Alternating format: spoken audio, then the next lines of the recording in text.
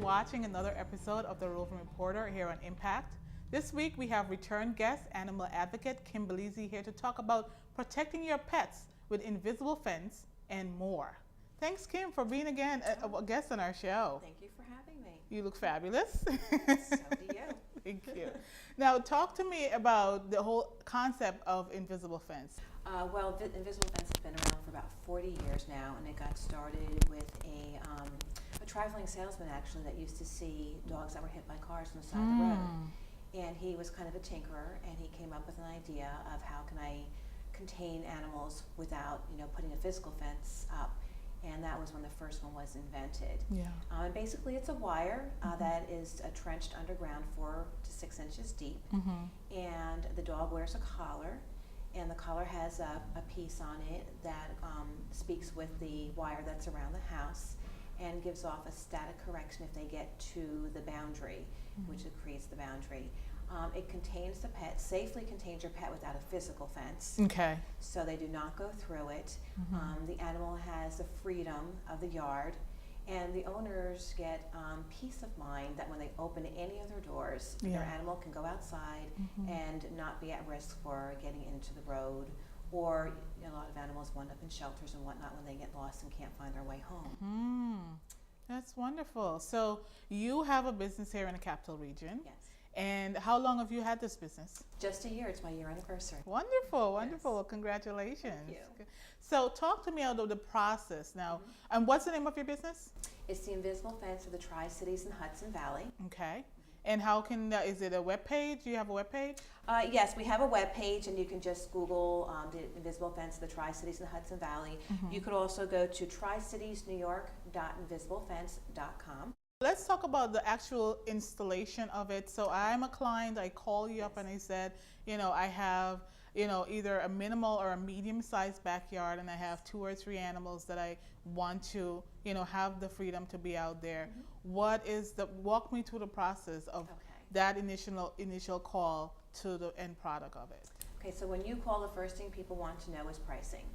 So we do free in-home consultations, because that's the best way to price, because it depends on, like you said, the size of the yard. And we do have a piece of equipment that measures the size of the yard. And not just the size of the yard, but people can want to customize it. It's a wire. So you can customize it. They may have 5 acres and want to only allow 3 acres for the dogs, and vice versa. They may have a smaller lot and want to incorporate as much as possible and want to know how to do that. So I go out there and do a consultation. I give them all of the options that they have for their yard. If they are looking for ideas, I measure the yard, and then I will give them an estimate. So then once the estimate is given and they proceed, what happens is I have to call Dig Safely in New York. So I need 2 to 3 days notice before I go out to do an installation to make sure all the gas, electric, everything's marked. The installation itself takes about 3.5 hours. Oh, okay. It's not bad. 3.5 hours start to finish, and that includes the first training. We use a trencher, which a lot of people are familiar with. It's used to put in your Verizon lines and whatnot. And what happens, it's a walk behind, and it trenches. It makes about an 1 inch wide cut into the ground, 4 inches deep, 1 inch wide, and the wire is fed in as they move along the yard. And once that is done, they have to hook up a transmitter into your garage, and a wire from the transmitter comes out to your boundary to give it power. Excellent. And that's the 2 things that have to be done. Once that's done, the flags are set up right where the signal field starts. And you'll usually see when you go by new installations, the whole invisible fence flags all over the property to show you the boundary for the dog. So just as you can see the boundary for the animal, that's how they establish a boundary. It's visual. The training process takes about a half hour. Okay. So talk about the training process, because if I have more than 1 animal, how long would give me a round of how long you may have? If you have more than 1 animal, it's probably about 20 minutes for the first animal, and maybe 10 minutes after that, because we'll walk you through the process the first 20 minutes with the first animal, and then we'll show you with the second or third and actually have you participate. But what happens is we put them on a leash. They're also going to have their invisible fence collar, and I'll have to bring my products next time to show you what they look like. The collar with the receiver on it. and we will walk around the yard just nonchalantly like you're walking around the yard, and we'll allow them to go investigate the flag. When they do, they will hear a beeping, and with the beeping they'll get a static correction. Have you ever walked across a carpet and you touch someone and you get Yes. That's what it would feel like for the dog. So it's an element of surprise that happens because they get this feeling that they've never had before, and they're like, they look at you like, okay, what is that, and where do I go? Yeah. So at that point, we give the command back, and we pull gently on the leash for them to come back until we call the safe zone of the yard, and give them treats and praise and, oh, good boy.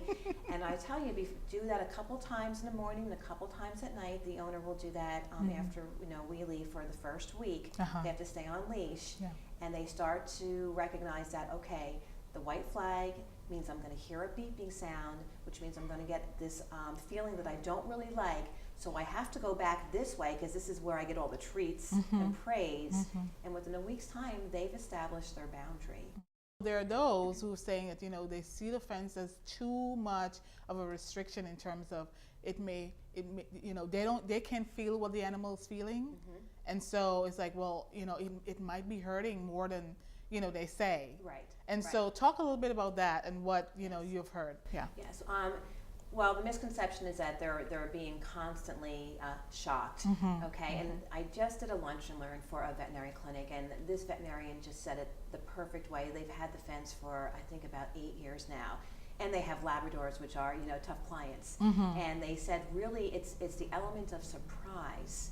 It's not that, the correction is physically hurting them, but they're surprised by it. And I always correlate it to like when you get stung by a bee for the first time. You're looking like, what caused that feeling? You're looking around, and it's the element of surprise. So the element of surprise is what works because they don't like that. It's something new, and they don't want it to happen again. Exactly. As a pet advocate, you were just in a local article, a local paper, being a donator of pet oxygen masks, which is something totally new to me that I have not heard about. But you know what? I must tell you, back in the day when Katrina hit, one of the most sad things that I saw was the animals and the pets that some of them were rescued, but a lot of them were not rescued. And oftentimes when a fire happens, we go to the human first. But there's also a pet, there may be a pet in there, a dog, a best friend, and oftentimes their lives are not spared because the fire stations are not equipped with the proper mask and the proper tools to help these little ones. And you have just donated some equipment, vital equipment, which we do have one right here to show a simple kit, just a simple kit that we have here. And I'm gonna let you open it up. Yeah, it was interesting. I was at an adoption clinic, and I had this on the table, and the chief of the Westermere Fire Department, Chief Zari, came over and was very interested because they had just had a fire that involved animals, and luckily the animals did not perish. They were saved. But he said, that they were looking for equipment that would fit the animals. Yes. And I will open this up and show you. They're different size masks. Okay. And they fit cats as well. It's Wonderful. small animals, but they come in these 3 different sizes. Wow. Okay. So they'll be able to breathe. Yes, through. to breathe, and you can actually open that up for them. But they're, as you can see, they're much smaller than you would use for a human adult. Yes. And this way, they can save all the animals' lives and not have to be fumbling around with a human mask that does not fit properly. And Bethlehem, actually, the fire department I gave them a set as well. We're looking now to partner with Niskayuna. Okay. Because I know some of the fire department's stations do have them, but they're not all equipped. And we're looking to equip them as well. This went on invisiblefence.com in May 2010, and there's been an overwhelming response to it. And we're just showing how we're giving back. Yes. To the pet industry as well. And it's it's a life-saving device. It truly is, and I mean, for people out there who our fire stations, you would say, more open. If another individual may see this and go, okay, you know what? I love my pet.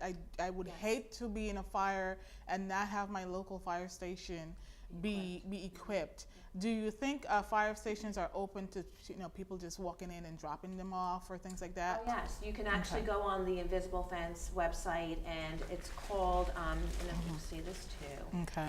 So it is called Project Breathe. And you can go on this site and look up Project Breathe, and you can donate money towards these masks so that they can produce them. And we do buy them as dealers for a discounted price than what it normally costs, but we buy them and then we will give them to fire stations. But when people do go online and contribute, it helps them produce more oxygen masks for us to go ahead and donate. I think that is such a great, something that, we all need to make sure that our pets are safe in every area. And what you're doing right now is such a great thing for the Capital Region, and I applaud you for doing it. Well, thank you. Thank you. Yes. Well, again, it's been great having you on our show today to talk about the Invisible Fence and to talk about these masks. Now, again, what's the number that people can call if they need to get an estimate for Invisible Fence? It's the area code 518-859-8254, and that's my direct cell. Okay. So I'll be taking the calls personally. And what's the webpage? Which is tricitiesnewyork.invisiblepence.com, and there's you have the ability to actually schedule yourself on the website. Because it's easy, 1, 2, 3, and you have safeguard your animals, safeguard, have that peace of mind. And I think it's just wonderful, wonderful. And the consult's free. Yes. Yes. Well, continue on to be our pet advocate. I would welcome you back again to talk more, and I'm sure you will be back again to talk about more of our lovely pets in the Capital Region and beyond. So thank you again for being here. I appreciate it. My pleasure. Thank you. You've been watching the Roving Reporter segment of Impact. Thank you again. I'll see you next time. Bye-bye.